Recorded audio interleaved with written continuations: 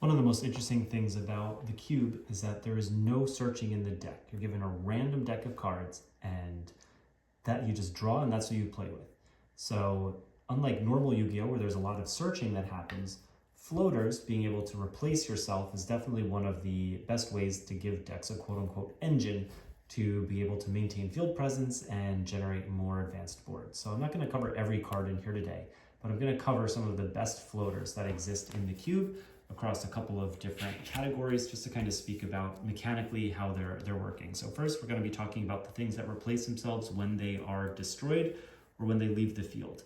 So a lot of these actually are extra deck monsters, which is great because you're investing into, you're going minus to summon something from the extra deck, but they have an ability to recur something, to draw you a card, steal an opponent's monster, revive something else from the graveyard. It's definitely a great way to not only have a strong body, but then convert that into the next resource that you need.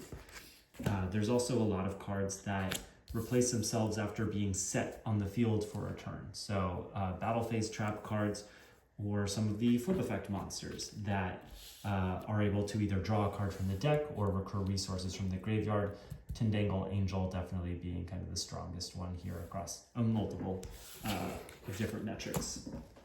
We do have some monsters that upon summon are able to draw a card, generate a +1. Iperia is the only one that's in the main deck. The others are all extra deck monsters. Definitely a really strong mechanic. We also have a lot of cards that are special summons from the graveyards. This is a little bit of a newer mechanic here, and I think I could probably do a whole video just diving into sort of the philosophy behind what's too strong of a special summon card versus not for the cube. I think it's really the ones that are a little bit less restrictive, like this one, or even Monster Reborn that are probably the strongest. But these cards do float, they replace themselves when you activate them. We used to have a lot more draw cards in the cube. Now we just have two. We have Shard of Greed and we have Backup Team, being able to clean up your hand or being able to get a delayed +1. Definitely a nice way just to keep advantage going and get more resources for what you need. Now we're really going into what I would consider some of the boss monsters, or just stronger extra deck monsters, or cards that can generate multiple pluses. So Vampire Voivode, you tribute 2 monsters, but then he immediately summons 2 monsters from the opponent's graveyard that could be used for a synchro or an Xyz summon. Obviously this only happens once. He does technically have a way to recur himself, but I don't think either of us have ever pulled off that effect.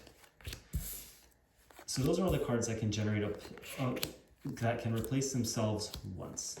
Next, I'm just going to be covering monsters that can replace themselves more than once. So in this case, these can all detach an Xyz material to draw a card, special summon a monster, or something like that. So being able to get possibly two effects is a more pushed mechanic.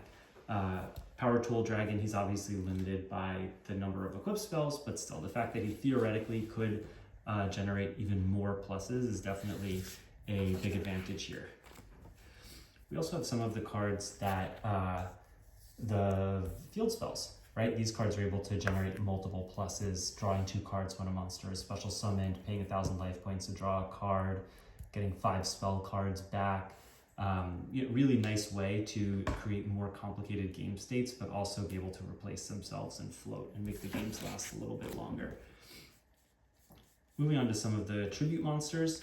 These can all generate multiple pluses over the course of multiple turns by battle or discarding cards to revive or steal opponents' monsters.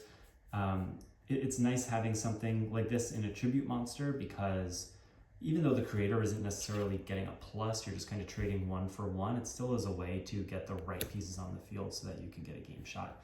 Obviously, this is probably one of the most iconic cards of the entire cube.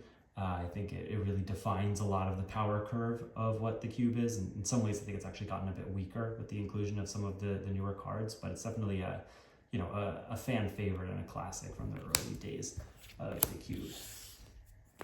So last, just wanted to cover about some of the cards that can replace themselves indefinitely. Actually I'll save the draw ones for last. So things like Lord British that can generate a token, or Foxfire that can revive itself over and over again, or Black Terra when it's used for a synchro material, or being able to draw extra cards. These cards, I would say, even though they have the potential to generate the most pluses, these are some of the weaker cards in the cube overall. So I think that's kind of a nice balance there. I would say the cards that most iconically, at least in the reference for our cube, do this are the multiple draw cards. Being able to protect Des Lakuta, or protect a Wyrmlinx, or the Cuckoo Commanded to Croon. These cards that let you draw an additional card or two between each of your turns is definitely the strongest. I think you never hurt for one of these when they're in your deck. So it's nice having them. If you have multiples, you get a ton of draw power. One of the best things about the cube, though, is that even if you do have some of these and you're able to go up really high on card advantage, it doesn't always necessarily mean you win. So it's really about being intelligent about how you convert the cards that replace themselves. And that ultimately is what determines the winner.